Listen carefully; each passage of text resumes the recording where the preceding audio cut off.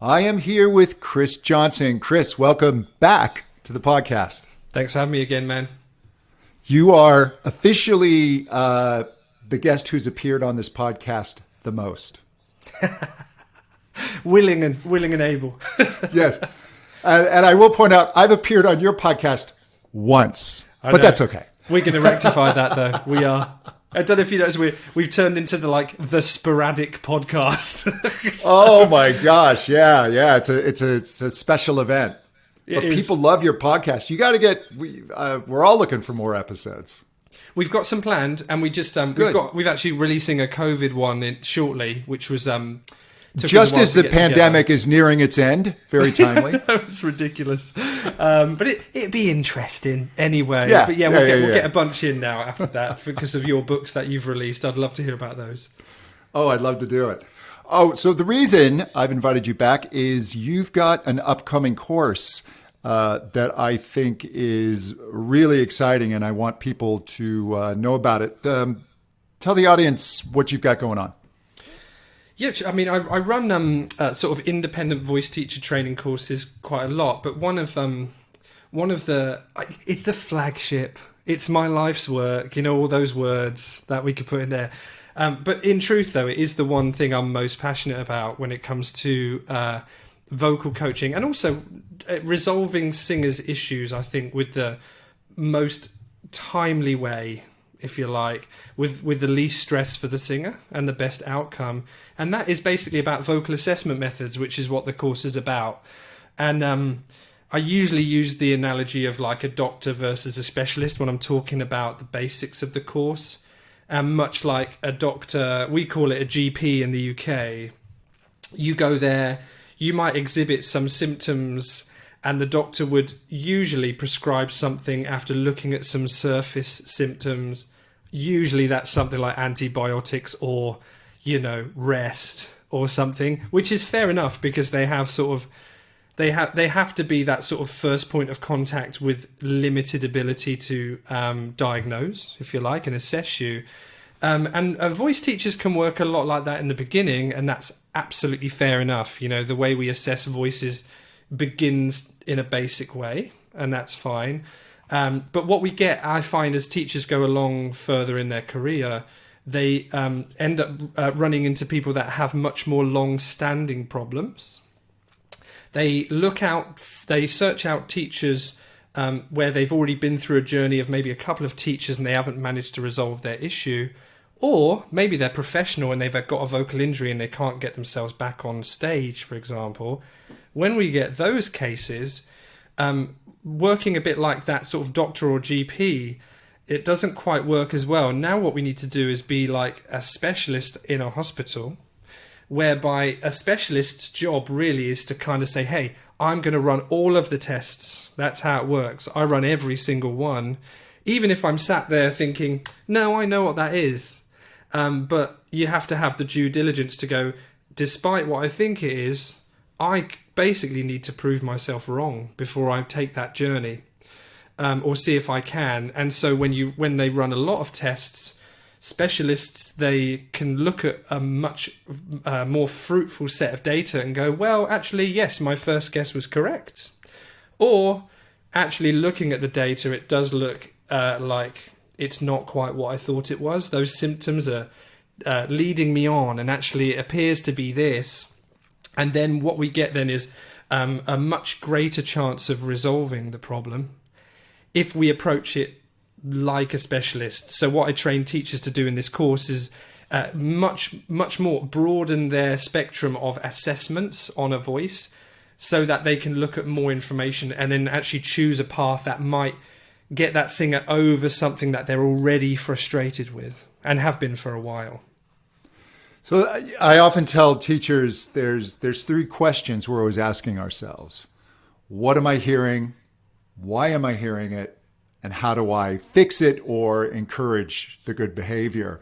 And it sounds like you're talking about really digging down into the why, not just hearing something and making a snap judgment, but actually taking the time to really figure this out. And what are some of the whys? What are some of the main areas that you have teachers or singers who want to self-diagnose dig into in their voice? Yeah, one of the whys, I guess, and why, if we break it down, it's kind of like the system of singing is kind of part of the why. And I do remember reading it quite a long time ago. Dr. Tietze was talking about acoustics and harmonics and formants, and actually, on the one hand, he kind of related the presence of a harmonic in a sound wave, like if the second harmonic is very clear and strong and sticks out, that is sort of related to, and then he spoke about this sort of breathing thing, and I was like, in my head, I was like, what is he talking about? And then, of course, again, for simplifications of training, we learn about stuff in isolation. We learn about the vocal folds in isolation. And as singers and coaches, we try and work on them in isolation. Same with breathing. It's looked in the same way. And then we might look at vowels, again, as in isolation. But what I do with the course here is I link them all together as a systematic change. And you can't change one of those things without changing all of the things. And what that does for you really is it really highlights the fact that the problem could have been generated at any point in that chain of events, any point in the system. But the thing that we see is breaking down, which is usually the vocal registers, right, or the vocal folds. They take the brunt of it, they tire out. So we look at them and go, okay, I think the vocal folds need the work. But no, that was just the straw that broke the camel's back, really. So when we look into the why, we're looking, yes, we hear the vocal folds, maybe we hear roughness in the tone, saying the vocal folds are in trouble. But as we move body parts, we might hear that clear up.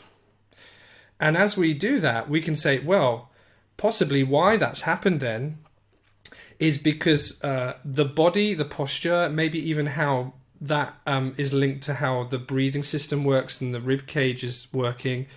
They may have put too much stress on the larynx, and the larynx is responding to that by compensating. And then we get a roughness in tone and often a funny vowel sound as well because the throat might be all kind of in a funny shape. And then we start to train ourselves out of what we perceive that to be on the face of it, what we hear. And then sometimes we can trace that back to the mind, is that all this stuff may be true. But what I love about vocal exercises is not that they always affect the voice, but they often bring out memories. And we do something with someone and they say, oh, there was a time when I felt this.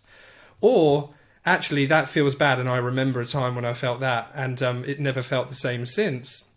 And that's such a great moment, because every time that happens, I think to myself, I would have had to ask 1,000 questions before I asked that question. Because that is deep, and that was 20 years ago, and you didn't even think it was relevant.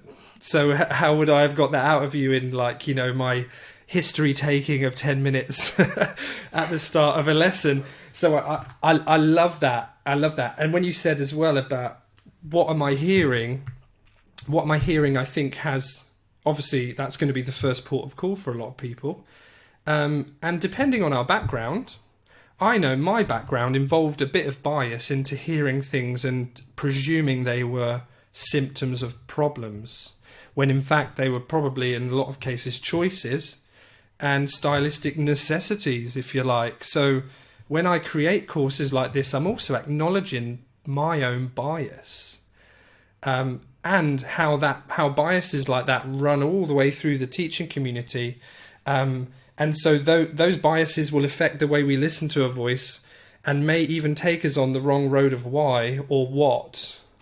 And so the course is designed to do that. Quite often in the course, when it's in person, I do a poll, and they listen to a singer singing and I poll them as to what they think it is. And it will be the subcategories. It's their register, no, it's their breath support, blah, blah, blah, blah, blah. And we look at everything. And then after we run the assessment methods, I poll them again. And that poll changes every time. It changes so much because as well, the students and the training coaches, they're willing to change their biases based on more information. But they just don't know how to get that information out of the singer. And that's I think, what what I've worked on so much. And I think you bring up a really important point, is the whole nonlinear aspect of the voice. And because we can't isolate any element of it. So if it's A affects B affects C, which affects B, which affects A again, and trying to, we're chasing the problem rather than really finding the root, and the root is often hidden.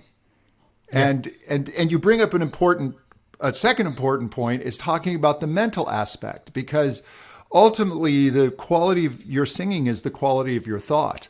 Yeah. I mean, it's this amazingly complex system to get these thoughts to control these muscles that we don't see, we don't really feel, that we don't have conscious control over. So how do you approach the mental aspect of this whole puzzle? I think our experience is important in that one. I think really for beginning teachers, it's really hard to ask the right questions on that. So I think a singer's own experience is going to be quite valuable in that. And a singer's own experience in many different, let's say, styles, environments, like singing unmiked, singing mic'd, singing big crowds, touring 5 nights in a row. They're all very different environments. Auditioning in a room for musical theatre versus, singing in a pub.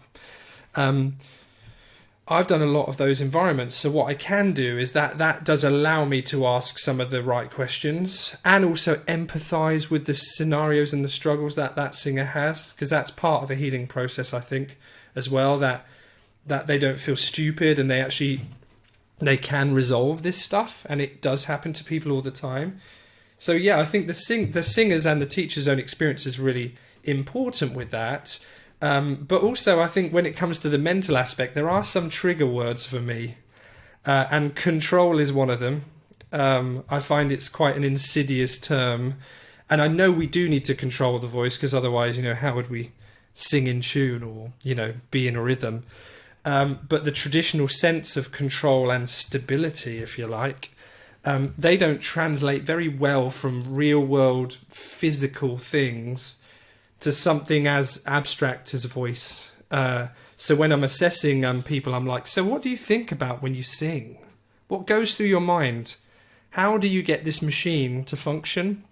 And the words that come out of that question usually mean a lot to the process. And when someone talks about feeling stable and secure a lot of the time, and we see that coming along with quite a lot of tension patterns, I've spent time in the past going through, relaxing this muscle, relaxing that muscle, blah, blah, blah, blah, blah. But until we allow that singer to embrace the idea that actually, much like ice skating, you get stability from momentum, not from clinging on. I mean, I've ice skated by clinging on. I still do. So same. I work much better in the abstract world than the real world. So I'm terrible. But singing is like momentum, and so I guess for an amazing figure skater, for example, they have to put their trust in that sort of kinetic energy and that momentum, and that's what carries someone around. And I'm often trying to help singers to embrace that abstract thought within singing. And of course, things like vibrato feel like momentum. Things like the flow of breath feels like momentum. Even the continuing feeling of excitement feels like momentum. And those things tend to carry us forward when we sing way better than focusing too much on the actual mechanics of the instrument themselves. I find that puts us in the opposite of momentum. It puts us in a fixed state instead. No, that's true. I'm actually doing reading a lot on coaching, for athletic coaching and movement coaching, and it really does tie into this. And if you go too much into the mechanics, you're right. You're creating this rigid mental place, and you're getting stuck in the process rather than being a little more external and allowing that flow. Because singing, Right, we have to compress the sound waves, and we have to compress, and the sound waves have to be vibrating at a certain rate in order to make the pitch. And we shape the valve, but once we've done that, we're a passive vessel for this energy and this interaction of the sound wave and the resonators to take place. And that's an interesting mental place to be, that you're controlling and not controlling at the same time. That's right. It's such a weird paradox. Doing by not doing. It's so... I often cut out that sentence and the singer's just like, head in hands. And I'm like, I know that sounds so stupid. But when you do talk about figure skating, it's like, they do, when they're in the momentum, they aren't really doing anything, but they are being carried by something. And that's, you're totally right. And the danger of the analysis is, well, first, the analysis can be too simplistic and it can be wrong. But if you overanalyze and start to overteach, then you're going to go in the opposite direction. That's right. And that analysis, it's based on someone's feeling, isn't it? So if someone's self-analyzing, they might only perceive the feelings that they're most tuned into, right? So, and that's often where their mind is. So where they're focusing all of their attention, obviously they'll feel a lot there because it just puts it there. But in the sort of Feldenkrais methods and the somatic methods, they're often all about sort of really increasing the perception of places where the perception is very low, because that actually brings about much more information into the whole process. And then instead your field of view, if you like, of your problem is expanded. And then you start to feel, yes, well, I might feel loads of struggle right in my neck, but I tell you what, that corresponds with something quite small in my belly or something elsewhere. And now that becomes valuable information instead. So yeah, how a singer sees it when they analyze it is and what they really are attuned to hearing to is very important. And I think analysis also needs to be somewhat fluid, yes? In that you run the tests and you get your initial impression. But I remember driving my voice teacher crazy because I would constantly be fiddling with my technique as I was singing. And he would say, John, can you just do it the same way once? Give me a couple the same way so I can adjust. But, as the singers are adjusting, it's almost like the problem of the moment or the issue of the moment can shift as well. So do you agree, like keeping fluidity within your assessment? Yes. Yeah, I think so. But I'll tell you what, in the process of coaching, I think I can recall my most fabulously able students who didn't by any means would call themselves gifted. But they all had that same trait. I've just wrote that down so much that they did a lot of that. And often, sometimes I did have to rein it in to say, okay, we're going to stick to quite a narrow goal on this one. But what I appreciate about you is your willingness to explore with a very small amount of information. And that's like saying to someone, here's a destination. And what they do is they go to that destination 20 times, 20 different ways. I tell you what, that can only be good for a singer in the long run. Because you only solidify the right journey by knowing the wrong ones. And so I find that approach very important. But yeah, bringing it back to the assessment, if I'm going to be able to bring my information out of that in a way that's going to be coherent, yes, they're probably going to have to stick to the process. But I tell you what, in the assessment methods, they probably are so new to most singers that they're not in the headspace to play with it yet. It's because we only do it once, you see, and then we're gone. We're on to a new one. So I kind of changing it up on them all the time. So tell me about your course. So it's coming up later this month? Yeah, it's coming up on the 21st of April. And it's on Zoom, and there are recordings available, but because not everybody's on the right time zone for that. And it lasts 6 weeks, although there is a bonus 7th. And it's at 8 p.m. every Wednesday. And what we'll do within those 6 weeks is initially talk about what's going to be it's partly like the mindset of assessment. And that's what I was talking about bias earlier. And looking for patterns. So pattern recognition is important. And acknowledging that this is a system not an isolated thing. So we want to be able to like link how all those systems tend to adjust in response to each other.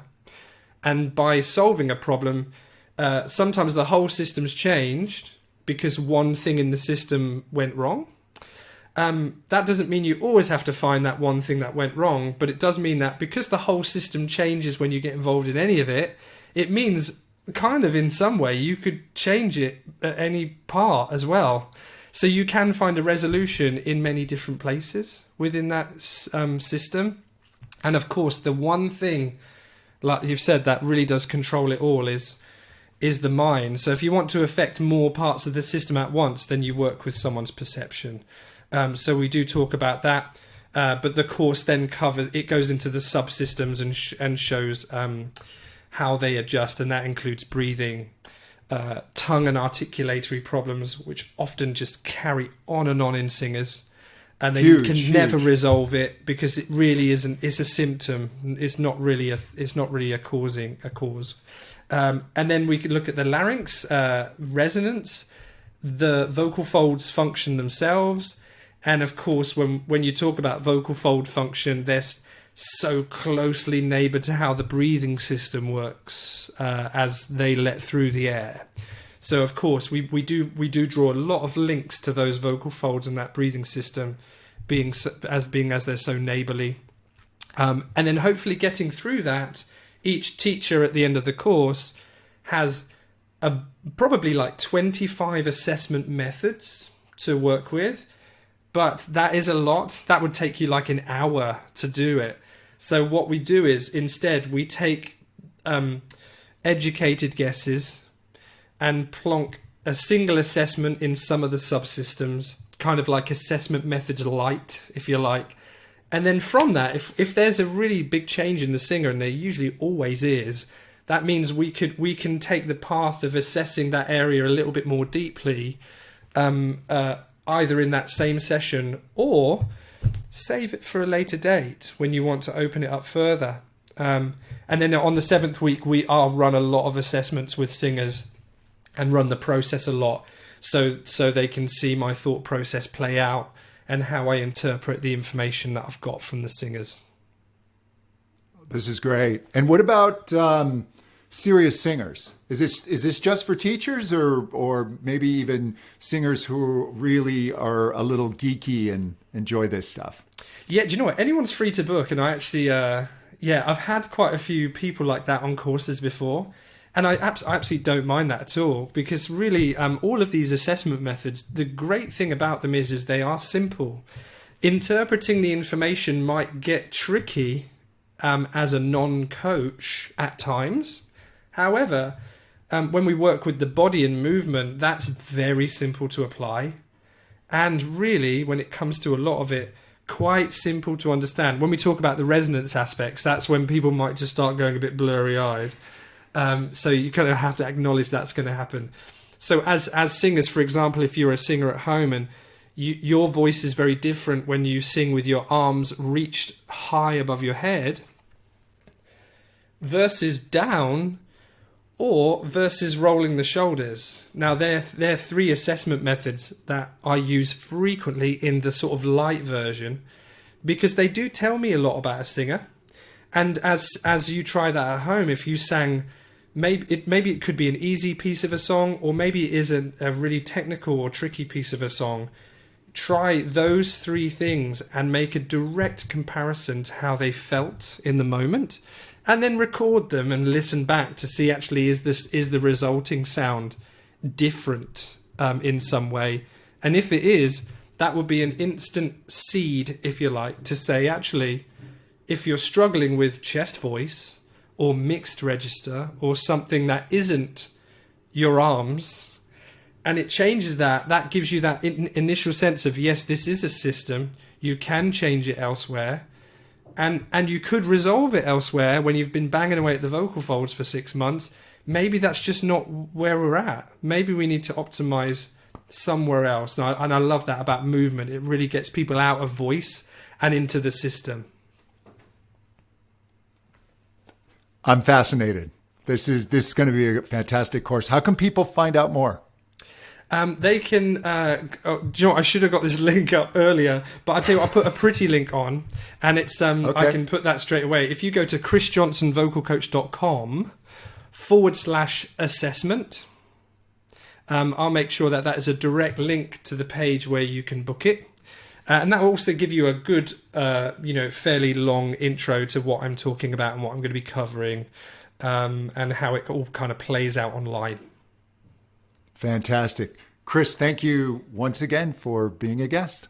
Thank you. And like I said, back on the Naked Vocalist soon about your books, I promise. I'm looking forward to it. Definitely. Thanks for having me, man. Thank you. Take care.